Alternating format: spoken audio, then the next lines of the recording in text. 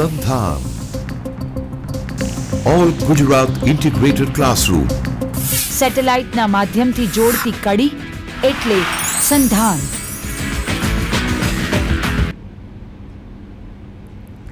Hello, good afternoon, my dear students. Today, the topic that I am going to deal with is literary features of the interwar years. You have been studying history for a long time now. You are familiar that when you study history of literature, you have to be aware of the social, economic, and political conditions of the place, which throws light, which is reflected in the literature that you study. Now, interwar years. What do you mean by interwar years? Inter means between two wars. Here we are specifically talking about the two wars, the two world wars, which destroyed the world, and it had lot of implications on the society, various countries which were involved, and these things are depicted in the literature of the time. Let us have a look at the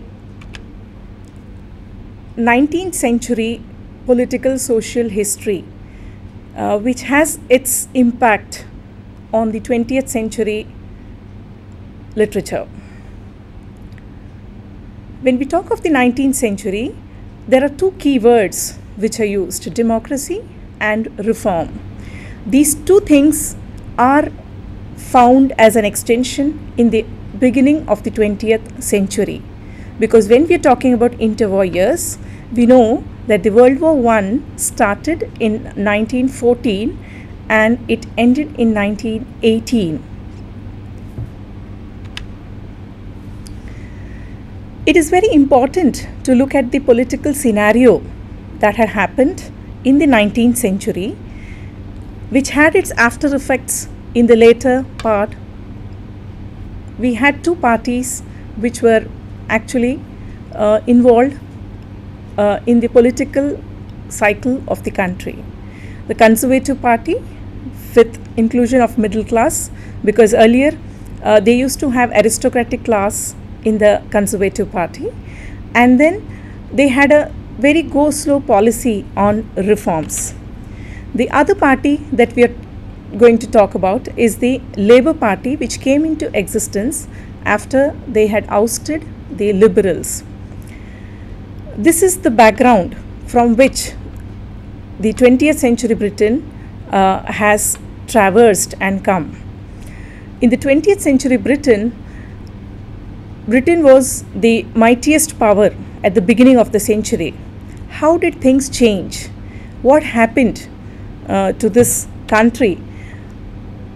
It is this period that we are going to talk about, which had lot of negative impact on the social, political, economic, and ultimately the literature of that period.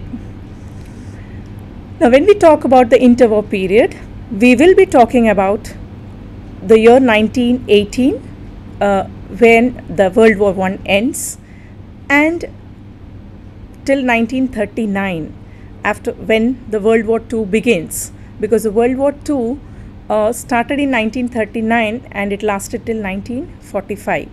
So specifically today we are going to talk about the period between these two years, 1918 and 1939. So these are the periods when there were no wars, but the after effects of the previous war, that is the World War I, and the effects, or what you call as not the effects but the forebodings of the second. Before the World War II begins, what were the situations that were prevalent in England during that time? Let's have a look at these major events which took place, which led to the scenario of the Second World War. As we had already discussed that the World War I ended in 1918. all these countries, for instance, England, France, Italy, they all got together and then they signed the Treaty of Versailles. This was meant basically to, it was a peace treaty which took place between these countries so that there could be an end to the war. What happened later on? The new League of Nations, which had taken up the pains of having the treaty, could not continue for long because there were a lot of differences between the countries, one after the other. You'll find the France withdrew, Germany withdrew, and there were a lot of tensions mounting between these countries. We will see which were the major countries that were affected. You will also find that there were uncertainty in the Middle East countries as well. We are all aware that India was being ruled by the British and there were a lot of problems happening. The independence movement had begun in full flung. We had Nehru and Gandhi at the backstage who were rather heading the movement. And what were the effects? There were a lot of, you come across the Quit India movement later on, but then there were already these troubles which had started. Ireland also was striving to have democracy, to be freed from the clutches of the England. What were the effects of these wars? There was depression, there was unemployment all over. You can also find the rise of the Nazis in Germany led to tensions abroad. Hitler played a major role in creating these tensions. We also talk about the treaties of Locarno, which was also done in 1925, which enabled to diminish anxieties in Europe, and home affairs again began to dominate English political thought. So it was England which took the lead, and there were other European countries involved while signing this treaty of Locarno. We quickly now look at the post-war years. Between 1918 and 1933, what was happening around in England? There was a lot of industrial unrest, and we had already talked about the depression, the unemployment, which would naturally lead to a financial crisis. And the general strike of 1926, it was a major manifestation of post-war slump. What generally happens when there is a war? What would be the mood of the people? How would they be relating to various incidents happening, whether it is a society, whether it is the political circles, or let us look at the economic position of the country at that point of time. You will find that there is a sense of hopelessness, there's desperate gaiety. So there is a kind of joy which is hopeless. Uncertainty of aim. People did not know where they are heading towards, what their life is, what kind of life is stored for them in the future. And therefore, during these times, you will always find spiritual awakening among people. And therefore, there was a lot of deeper self-questioning on ethical, social, and political problems that had engulfed the nation. These are the background, the historical background, which had a immediate impact on the history, on the culture, on the literature of the country. Now let us have a look at, there are 5 major features of the age. We will discuss each one of them, and we will see how these features brought about changes in the literature of that period in England. The first major feature of the age is a breakdown of established values. This is a very normal scenario. When a new age comes into existence, it will have to shed all the past actions or the past beliefs, ideas, ideologies. It leaves behind all this and moves forward, and therefore you will find that the reflection of the spirit of the age in the literature of this period. The period that we are talking about is interwar years. The period between 1918 and 1939. The perplexity and uncertainty of aim amongst the people that you could come across is reflected in the literary works of that period. What were the dominant forms that you could see during this period? As we have studied earlier, that major forms of literature were novel, which developed to a great extent during the Victorian age, and it is still visible. We had poetry and drama. Now, what is it that perplexity, when we talk about perplexity and uncertainty of aim visible in the novel, what do you mean by that? People were confused. There was a lot of hopelessness amongst them. All these experiences that they had were reflected through the literature of those period. Lot of literary works took place. There was a variety of literary work. You will find new values in political thought as well coming up. Politics and psychology. These were the essential clues for the interpretation of the literary scene of this period. When we talk about politics, we know that we are talking about the politics that was happening due to the war, World War I and World War II.